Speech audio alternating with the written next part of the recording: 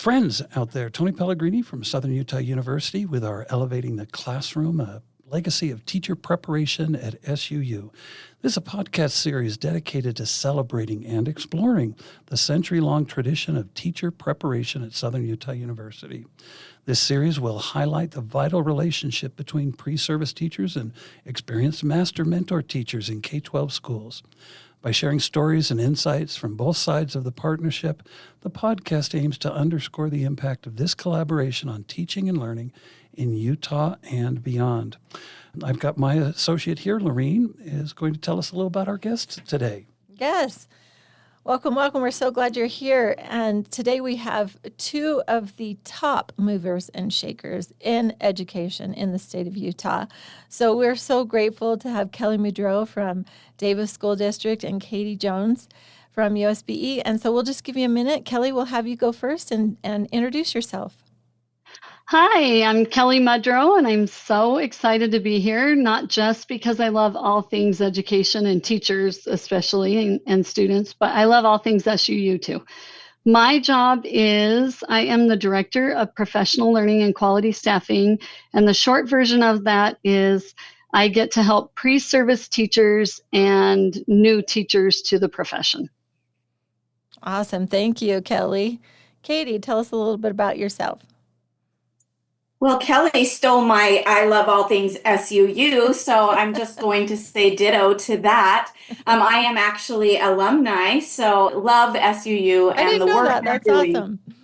Yeah, I am for 2 degrees, actually, my bachelor's and my master's, and my educational leadership as well. So I love all things SUU. Plus, it's in the southern part of the state, and we love that as well.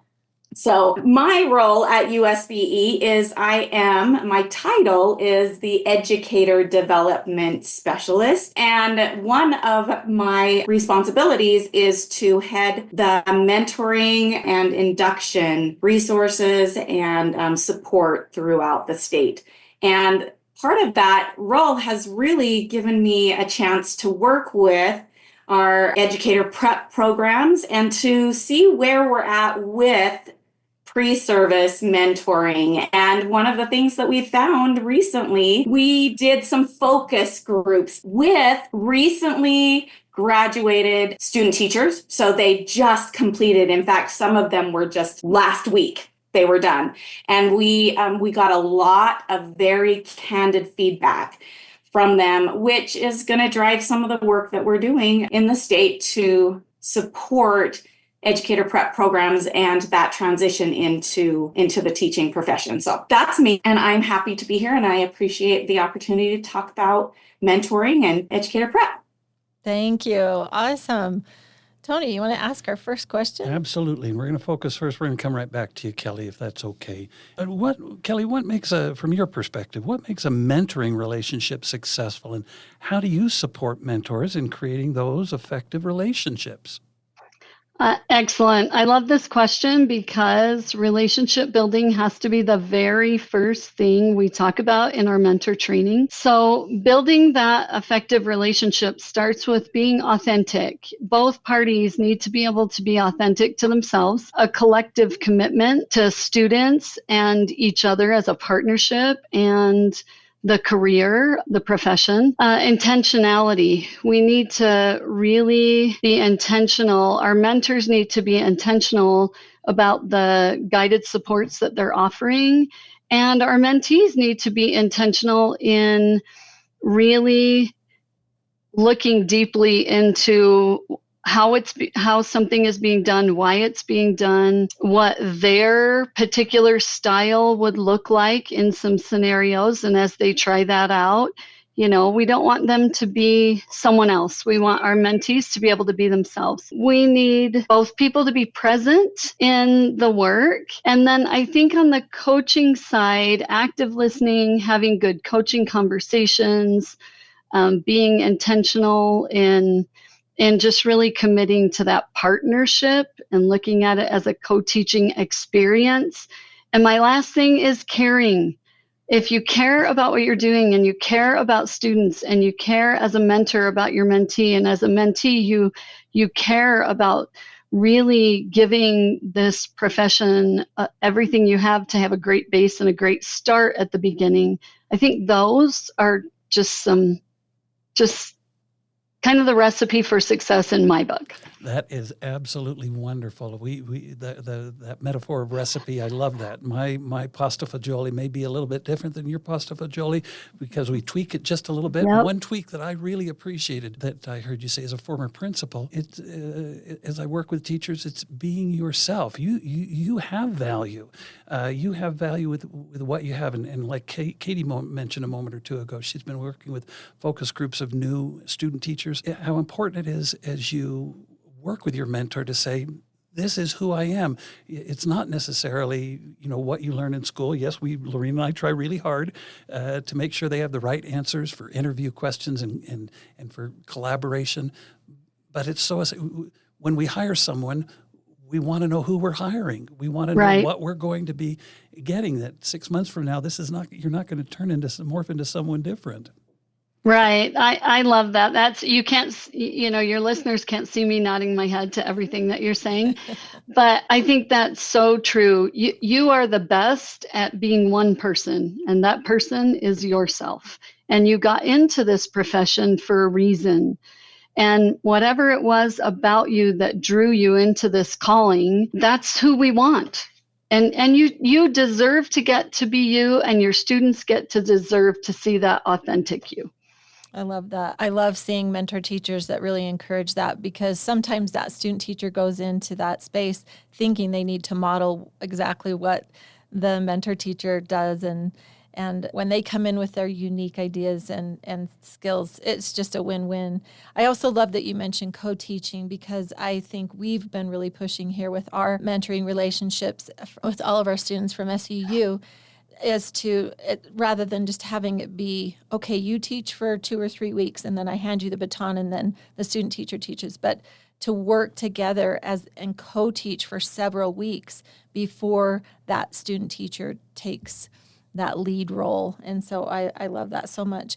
So Katie, I know you've been working so hard on really helping people across the state to get to that high quality mentoring for student teachers.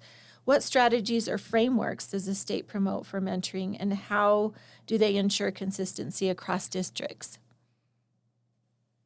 Well, that is actually the work we are doing. Yes. We just, in this past summer, we had 3 wonderful, high quality mentoring collaborative meetings where we got our educator prep program personnel from our universities, and we partnered them with the LEAs in that area. And one of the questions that drove us organizing those events was, do we talk to each other? Are we talking to our LEAs and EPPs? Are they talking to each other to communicate their expectations? And we have had some really great conversations. Sometimes there was I will tell you, in one of these events, there was a bit of finger pointing. Well, you guys don't, prepare your student teachers, and then, well, you guys aren't preparing your mentors.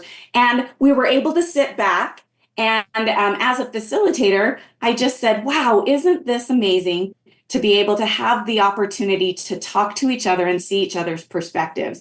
And from there, we were able to shift the conversation into, what are your expectations? How can we support the mentors in preparing our student teachers better coming into that experience? And then again, how can we support the student teachers by providing a better, more accepting learning environment for them, because they are still students, right? They are learning in this mentoring experience. And it has been really great. We have followed up on several of the items that came up through those events. We have a collaborative experience happening right now with BYU and UVU up in the Utah Valley and Jordan and Alpine school districts, and they actually met for some collaboration and some talk. And we're really excited about that. We also have a couple other events that are these follow-up events. So we are building right now a collaborative culture among our LEAs and our universities in order to build a framework. Because my goal as the mentoring specialist is that the mentoring experience in the student teaching world it mirrors what happens when you become a teacher and you step into those first few years of induction into the profession. And we want those experiences to mirror each other so that our student teachers, when they become teachers, want mentoring. They want coaching. They are excited about it. And so we need to have these conversations. We need to continue having these conversations. And again, you asked about framework, and we do have the Utah State Mentoring and Induction Framework, which really encompasses the onboarding, mentoring, collaboration, professional growth of our educators. And that is what we would want to use as we are training our mentors to be mentors for our pre-service teachers as well. So again, this is preliminary. We are having these conversations, which is exciting work because when we do this, things start to change. And hopefully we see that we get more students wanting to enter the profession and then stay in the profession, which is something we are also focusing on. Katie, I love that. Yeah. That's great. We both went to one of those trainings over the summer. Very powerful. It was wonderful. And I agree with you. Like if we have great mentors, it really sets the stage for that student teacher and impacts their longevity in their teaching career. So we really want to protect that and make it awesome. Yeah, we do not want them 3 and out. That may be a baseball rule, but we do not want them 3 and out. And I love, Katie, that collaboration, that concern. Schools are different than 20 years ago when I was in the classroom. Yes, Mr. Pellegrini was on the door on the frame, and as I tell my learners, your name's going to be on the door, but you need this support, this collaboration to address the challenges that students are bringing to classrooms today. You're not going to be able to do it by yourself. You're not going to be able to do it with your counselor and principal. You are going to need, even to the district and to the state, support that this collaboration and cooperation is being enhanced. Thank you. Absolutely. Kelly, I want to come back to you for a second with a question here. Talk to us about some of the best practices for mentoring that you've observed, pre-service teachers, and that you've observed in the district. Do you have we'd love to hear a particularly mentoring story that you have. We want to keep it as anonymous as we can. We don't want to, but we'd love to hear your perspectives and observations. I love that. And I couldn't agree with Katie more. It really does start with mentor training. And I think that is critical. And to start those best practices, we actually spend an entire day. We not only train our mentors that are going to be supporting our student teachers, but we train our mentors at 2 of our teacher academy schools that are going to mentor our practicum students. And we train our building administrators that on even new teacher mentoring. So I think that's critical. The things that I've seen that are among my favorite, I was visiting a school, and the teacher was talking, she was directing the class, but thinking aloud. And the students clearly understood what they were supposed to be doing. You could tell that, procedures had really been taught and modeled and practiced and expected, and it was super positive. But I quickly discovered that she had a student teacher in the back of the room, and she was modeling but thinking aloud, so that metacognition that we do when we plan was now part of that student teacher's learning and understanding. And I think sometimes we discredit the profession and sometimes our skill set when we think everyone knows what I'm talking about, or everyone knows what this means, or everyone knows that. Because that's not the case. It was really interesting. I followed up with them after, toward the end of the semester, and that student teacher did things a little bit differently, but understood the why behind some of those procedures as the teacher was talking. So I think modeling effective instruction and management right now is really critical. We can't expect our pre-service teachers to have the experience that our veteran teachers have had and just know how to do some of these things. We want to help them and give them some experiences. I also think understanding the university expectations was really important in this because, this student teacher may have had class, every Wednesday or evening or whatever in their program, that kind of thing. And so really even understanding,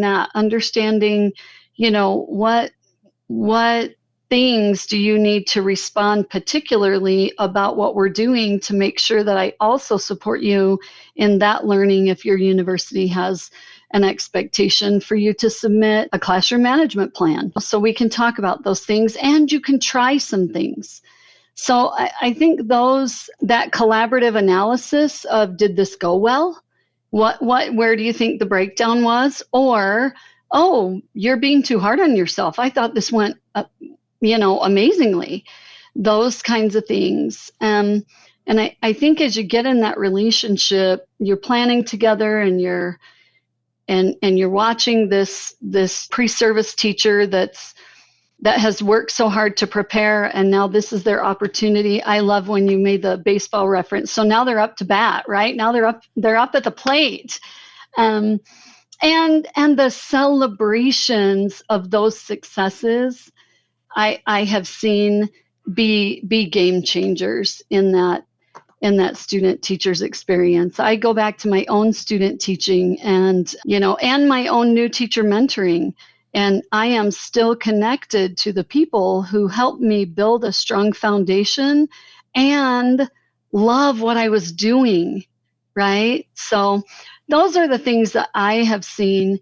That modeling effective instruction and management is absolutely critical on the mentor side, but building that positive relationship, building a culture of positive learning and growth, you walked in and everyone in the room was learning. The students were learning, the student teacher was learning, and the teacher was learning. And it was, anyway, just a joy.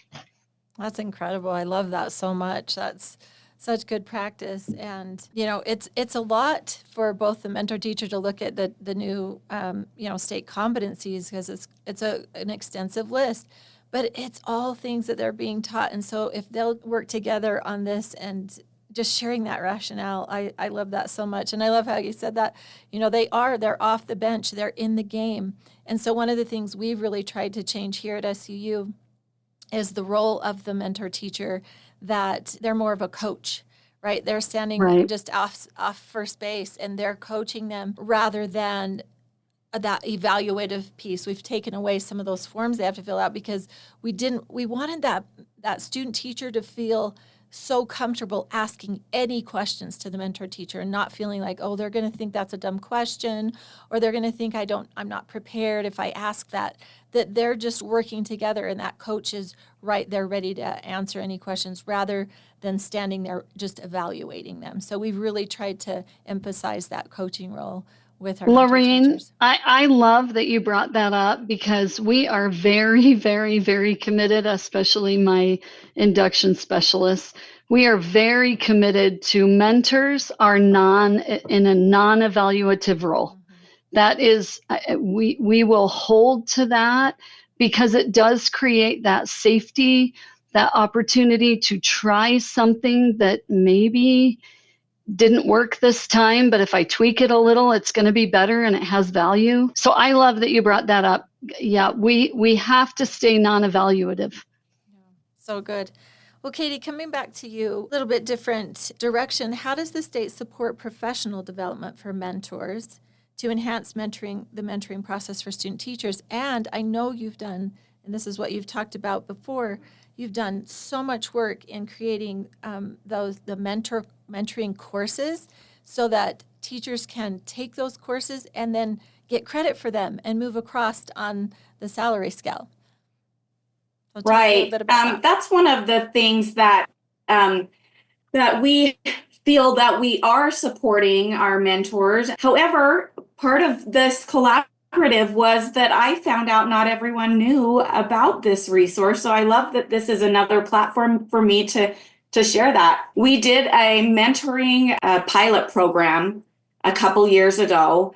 And through that program, we created the mentor endorsement. So we have a mentor teacher endorsement that's state approved. And to support the endorsement, there's many pathways in. The instructional coaching endorsement provides many competency requirements for several of the competency areas. However, we also created mentor modules that meet all of the requirements for the endorsement.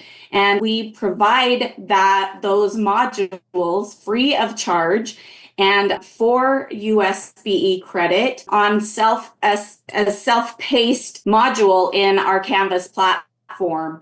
There are 12 total modules. 7 of them are required, and the other 5 can meet one of the competency areas as a choice. So that there are other ways to meet that as an ongoing professional growth as a mentor. But I'm happy to say that we've also partnered with the LEAs, and many of the LEAs actually house the modules in their Canvas and provide the modules for specific mentor training, which is something that we really want to make sure is happening, because that is where we get that high quality mentoring, is when you have a mentor who is trained as a mentor, who understands these things specifically, like what you and Kelly were talking about, that it's a non-evaluative role. When you are observing, you will provide feedback like a coach so that they can improve, help them set goals and things like that. So that's what the mentor modules do. But we have partnered with SUU as well, and we have taken all 12 of the modules and we are using them for mentor courses. So for university credits. So those 12 modules also then provide 12 credits. And then it's also a pathway into the master program at SUU, the Educational Master's Program. So we are really excited about that. It just offers another way for people to become trained. And I will tell you that the feedback that I receive from those who engage in the training, whether it's LEA-led or self-selected, they all say, I'm a better mentor, but I'm also a better teacher, because we focus on instructional practices and how to support people in growth in those areas too. So that is one of the areas that we're trying to support that mentor training. That's fantastic. It really is a win-win. That's what we want it to be. And I'm taking too much of the metaphor here. I love being on the team, Katie. Thank you so very much. We all get to help and support. Just a couple of final questions for you. The first one is, we're seeking advice from you, particularly for our mentors and student teachers, but the power that a teacher has in creating a learning environment and fostering that collaborative mentoring relationship. What are some things that student teachers, that mentors, that preparation programs can do? Do you have some ideas for us? We'd love to pick your minds on that. Well, I think that we have to send the message that it starts with building a positive culture, having a growth mindset, and being open-minded to not only teaching, but learning, right? So both people in that relationship, the mentor and the mentee, are teachers, but they're also both learners. And I will tell you that I have a really close relationship with 3 of my former student teachers. One of them, my actual first student teacher, was from SUU. Yeah, she was the top of the cheer mount that year. But I will tell you, I tell everyone, I have learned more as a teacher from my student teachers. And so, you have to be open-minded and work on that relationship. And if you are very different people, you still can have a strong, effective working relationship by committing, having that collective commitment, and attending to your half of that relationship, right? So if I've had student teachers that are also have a very different style than me, and I can look at that and say, wow, okay, that worked really well. I think I'm going to try that spin. And so for me, I think both parties have to have that growth mindset and that willingness to build that relationship. And above all, realizing that your goal is the children, your goal is education of all the children in the classroom. That's fantastic. Katie, anything you want to add? I will tell you that the focus group conversations that we had, Kelly hit it right on the head. Some of our student teachers said, I felt like maybe I didn't know what I was doing. But when I was provided the opportunity to give input on lesson planning, not just here's the lessons, do them, but what are your thoughts? What do you have ideas? Or even, do you have a lesson you are passionate about that you created in your, educator prep program? That built confidence in the student teachers, and it built that relationship when the mentor teacher says, I know you're bringing something here. You're not just, you don't know yet, but yeah, you have experience. And so that I will just say yes to that. It builds the relationship between the mentor and mentee, but also the confidence of the student teacher when you ask for their input as well. So, excellent. Katie, I still use some lessons that my student teachers did when I'm like the strategies or the activities when I'm teaching like today. And I do give them full credit, but I love that. I love that thought. They have. I will ideas. say, when you were talking, Kelly, I thought the same thing. I thought, oh my gosh, I totally have this student teacher's lessons in my files that I stole from them because it was so impactful in the education of the kids in my class. So yeah, I'm right there with you. I love that. I love it. I love that. They need to feel valued, and as they grow in their confidence, they're just more effective and they find more joy in teaching. So, well, our final kind of topic and question, mentoring and teacher preparation programs and teaching has evolved over the years. But what do you believe is the most significant challenge right now in teacher preparation, and how can high-quality mentoring help address that? Well, Katie, do you want to answer first this time? I've answered first so far. It's up to you. You go ahead. Okay. I love it. I will tell you, I believe the most significant challenge is that education is evolving, right? The expectations are evolving, the pressure is evolving, and the one thing that we need to equalize the playing field and match the evolution of education is the experience opportunities that our students have while they're in a university program and the supports that they have in their first 3 years of teaching. I love the state model of that 3-year induction. That has been that was an amazing brainchild, whoever developed that. But I believe it's critical because new things are happening that we're expecting brand new teachers to respond to, or even student teachers to respond to. We find that the more experience, both pre-service and supports in their first 3 years or more if they need it, the more experience they have and supports they have in place to get coached, to ask questions, is our greatest chance to keep our people in what I believe is the greatest profession on earth. Excellent. Katie, anything to add?